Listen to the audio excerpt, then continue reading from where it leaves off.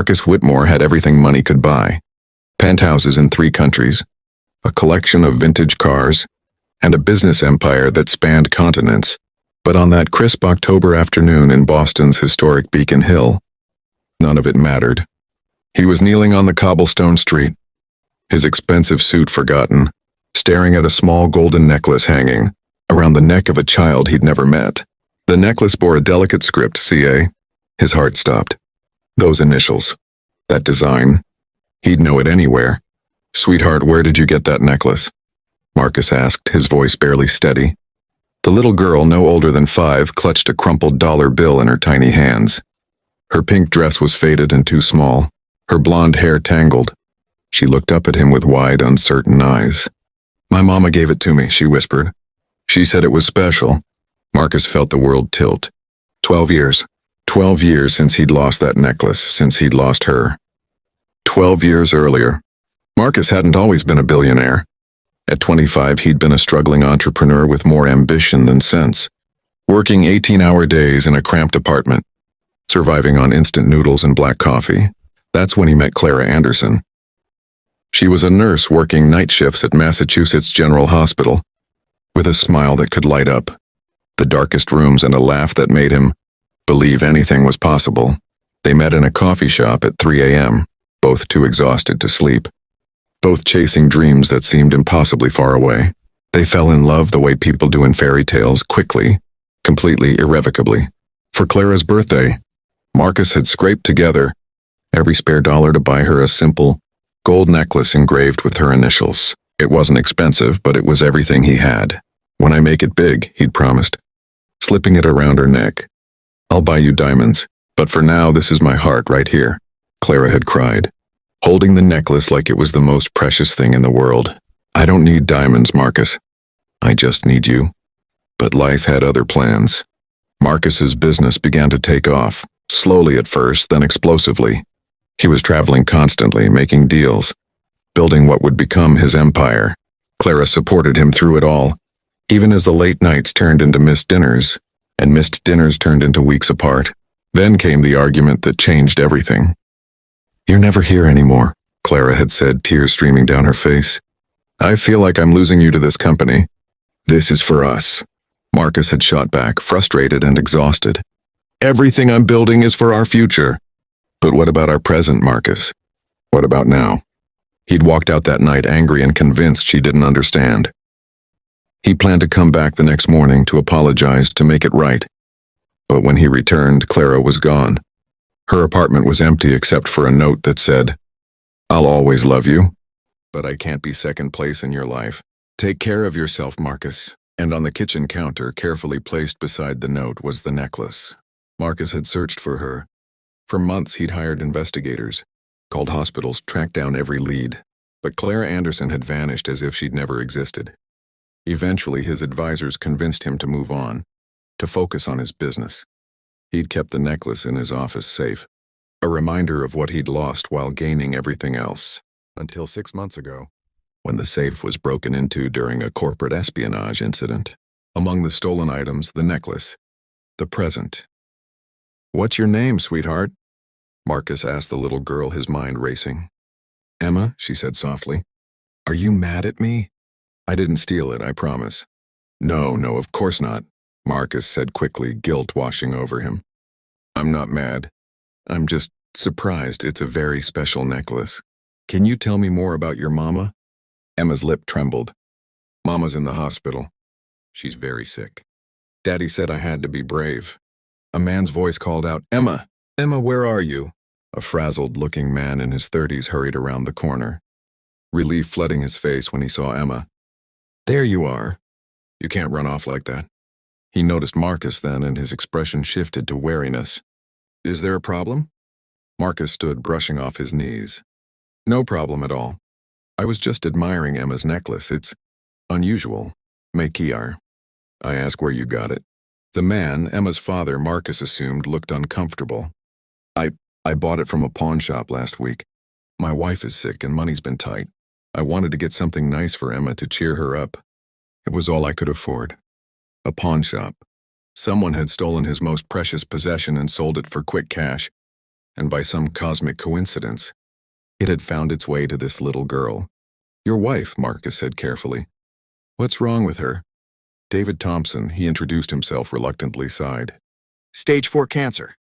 The treatments she needs aren't covered by insurance. I've been working 3 jobs, but it's not enough. I sold everything we had of value. He looked at Emma. This necklace was supposed to make her smile. I told her it belonged to a princess once. Marcus felt something shift inside him. What if I told you it belonged to someone even more special than that? The hospital room. An hour later, Marcus stood outside room 417 at Massachusetts General Hospital. He'd convinced David to bring him here, though the man was clearly skeptical of this billionaire's sudden interest in his family.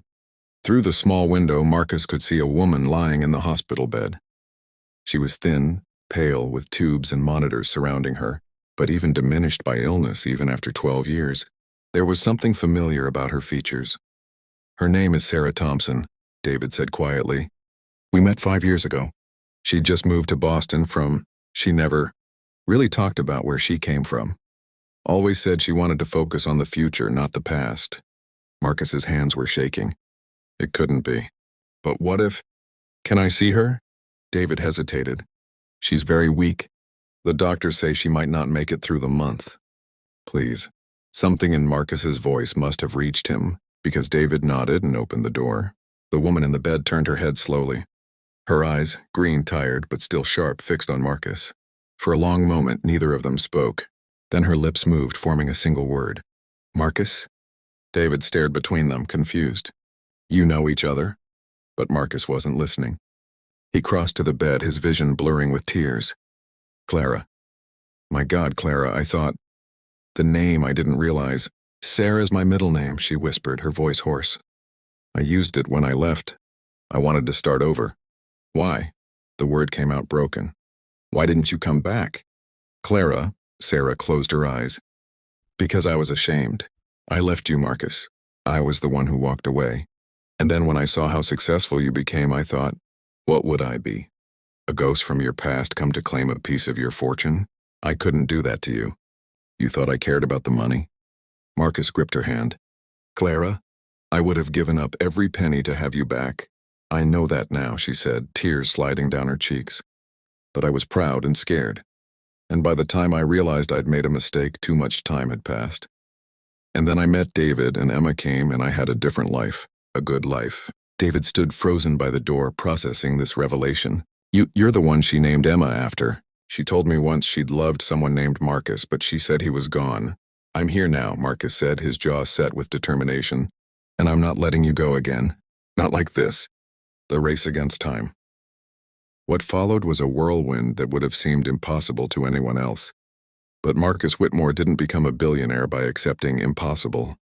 Within 24 hours he had assembled a team of the world's leading oncologists, arranged for Clara to be transferred to a private facility with cutting-edge treatment options, enrolled her in an experimental immunotherapy trial that had shown promise, paid off every medical debt the Thompson family had accumulated.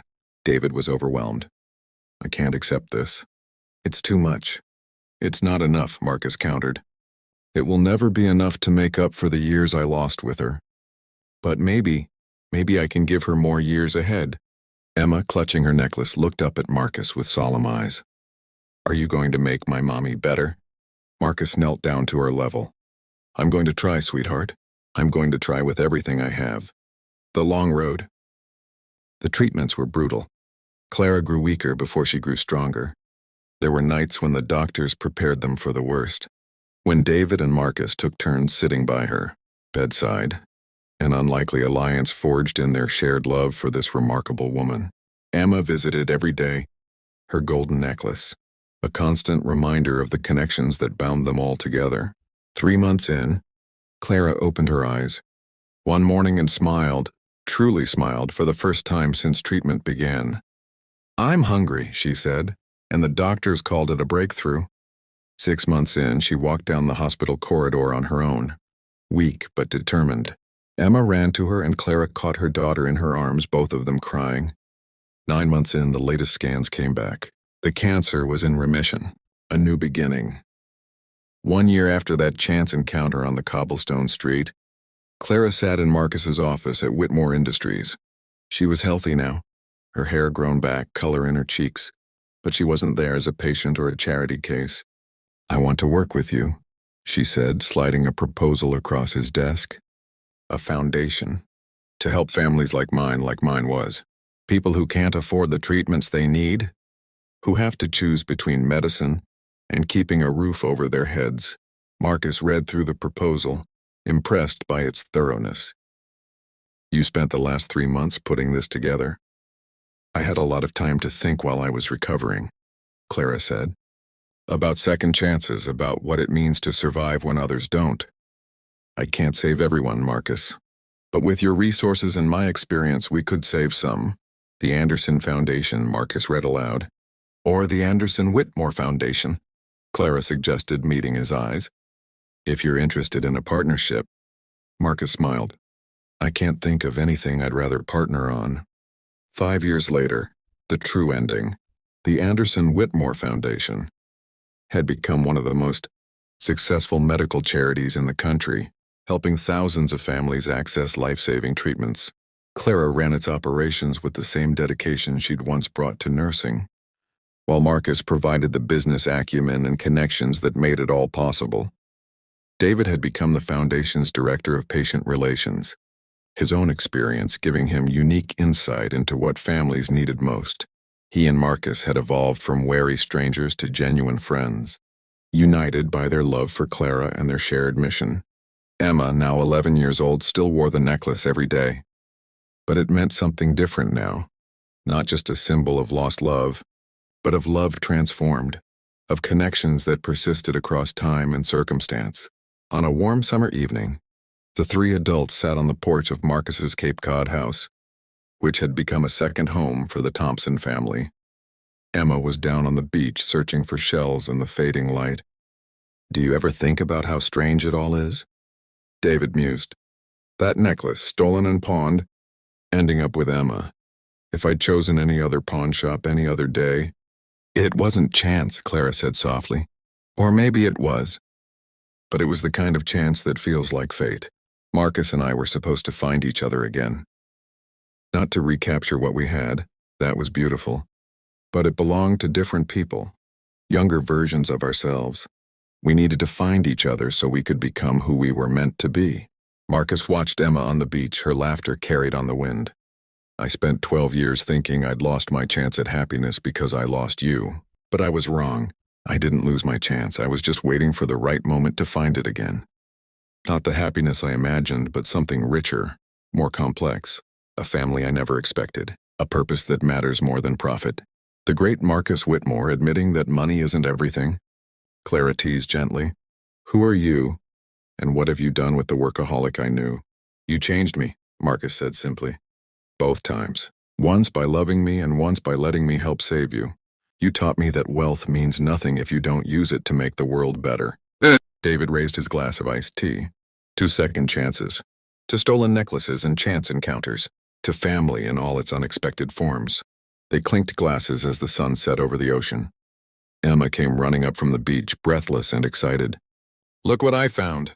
She held out a perfectly intact sand dollar, white and delicate. "It's beautiful," Clara said, "and rare. You hardly ever find them whole like that." "Like us," Emma said with the unexpected wisdom of children. "We were all broken pieces, but we fit together and made something whole." Marcus ruffled her hair, his heart full in a way no business deal had ever made it. "When did you get so smart?" "I learned from the best," Emma grinned, gesturing to the 3 adults around her. That night after the Thompsons had driven home, Marcus stood alone on the beach.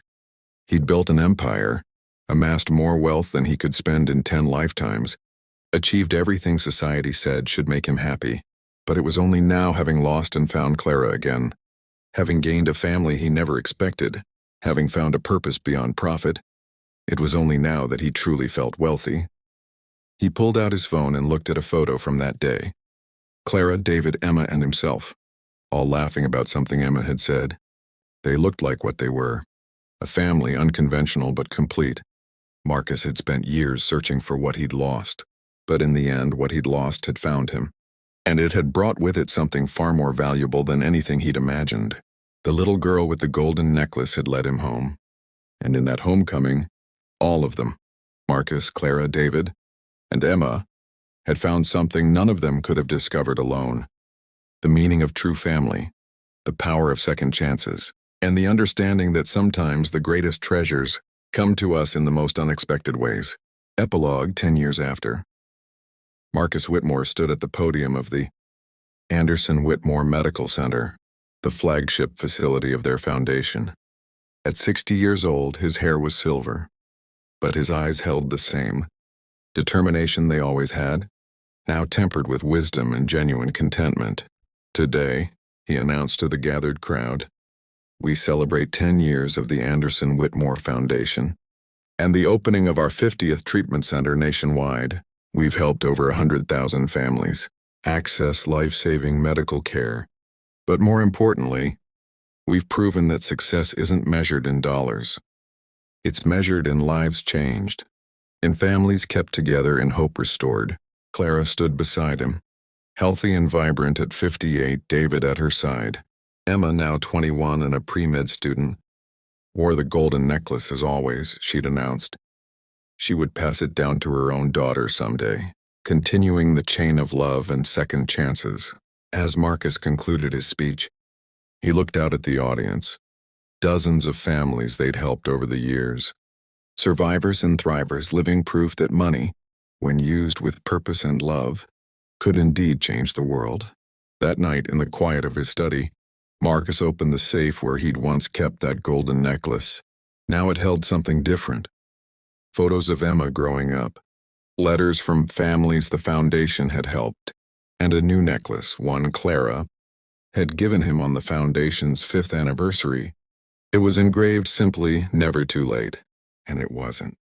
For second chances, for finding family, for discovering that the greatest wealth isn't what you accumulate, but what you give away and who you share it with. Marcus had spent the first half of his life building an empire. The second half he'd spent building something far more valuable, a legacy of love, purpose, and hope. And it all began with a stolen necklace, a little girl on a cobblestone street, and the courage to recognize that sometimes, when life gives you a second chance, the greatest gift is knowing what to do with it. The end. The golden necklace with the initials CA still hangs around Emma's neck today, a reminder that love lost is never truly gone. It simply waits for the right moment to find its way home.